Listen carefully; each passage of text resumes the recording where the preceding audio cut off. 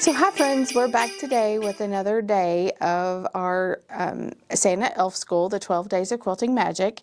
And today we're going to talk to you about this great little book here. It's called The Ultimate Binding and Edge Finishing Guide. So tons of different processes in this book. And let me show you examples of a few of these. This project here was bound by bringing the back around to the front.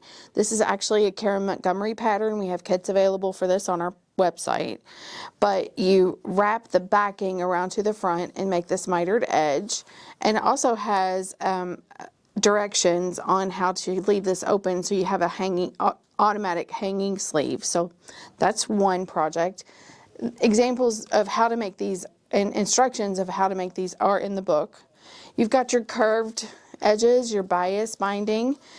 So that's a pot holder. This is the envelope method. So you can see there's no binding on the edges here and there's nothing on the back. So what we've done is when we added the back, it enclosed all the raw edges, so there's no binding on this one at all. This quilt has what we call a knife edge, and it has facing. So the back of the quilt, as you can see, has binding that was wrapped all the way in and fused down to be completely flat.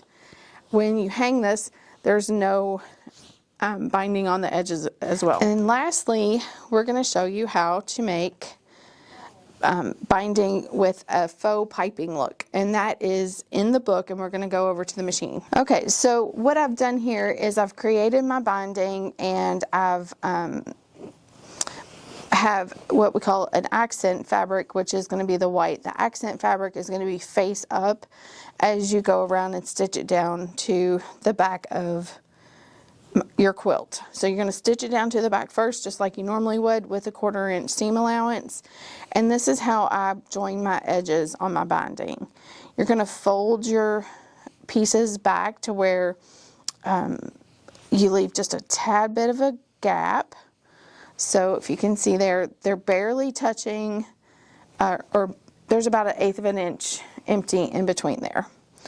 Then we're going to pull this one over to the side, open it up, face up, and I've pressed it to where there's a cross in the binding. Can you see that? There's a cross. And then I'm going to take the other one and put right sides together and line up those crosshair marks.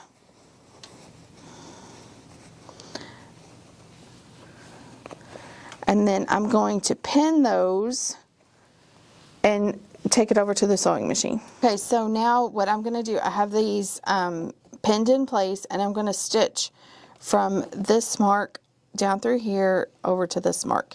I want to cross through my crosshairs. If you need to mark it, you can. I don't normally mark my binding. I just stitch from corner to corner. And I'm using a 2.5 inch or 2.5 millimeter 2.5 stitch length, and I'm just going to stitch straight through there.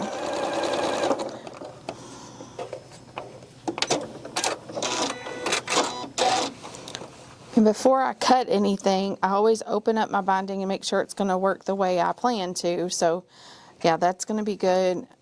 My pieces lined up correctly right here. That was important because that's going to show. So now I can just trim these pieces off, and I will finish stitching all the way through there. So now I have stitched all the way around. My binding is detached all the way around to the back of the quilt. Now I'm going to take this and I'm going to wrap it around to the front, and I'm going to just pull these corners around. They just kind of pop around and make an automatic 90-degree right there.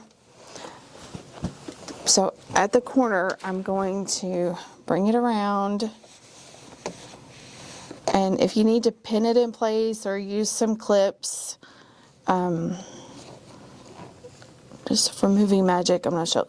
So I want the bottom piece to flip up first when you come to a corner, and then you're going to bring the side piece around.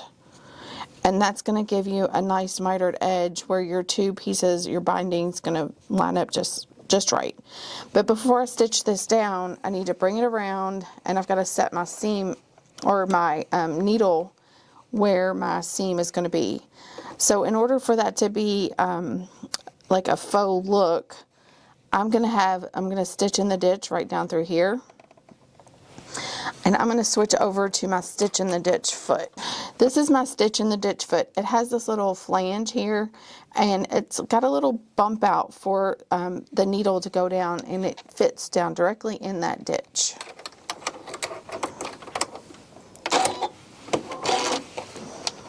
So now I'm going to put that flange right in that groove, and I need to move my needle over to where it's going to go right down where it needs to be. My needle's going to go right down in the groove of that flange.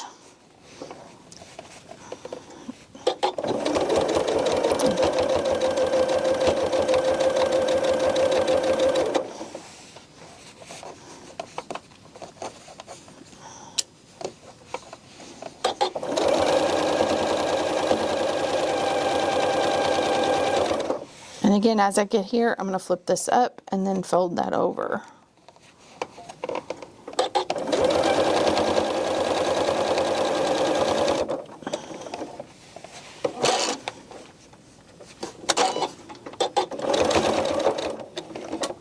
I'm going to leave my needle down, raise up my presser foot, and spin my quilt.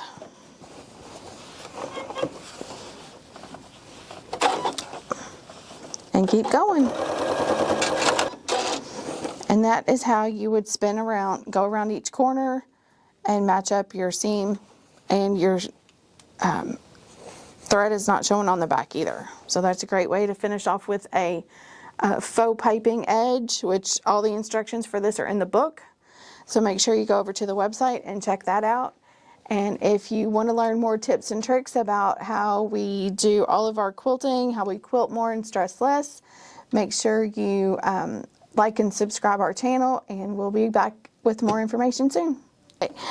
One more thing I wanted to talk about are these binding spools that we have here in the shop. So if you don't do your own quilting, or if you make your binding and then go back and quilt, there's a little bit of a delay between quilting, you can get these binding spools, wind up your binding on them, and it keeps it very nice and tidy, and you can keep that with your quilt until you get it quilted, or even until you get it back from the long armor.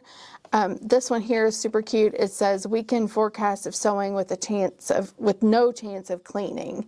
So that one's super cute. And then we have our logo on the back. There's multiple other ones on the shop, on the website, so make sure you check it out.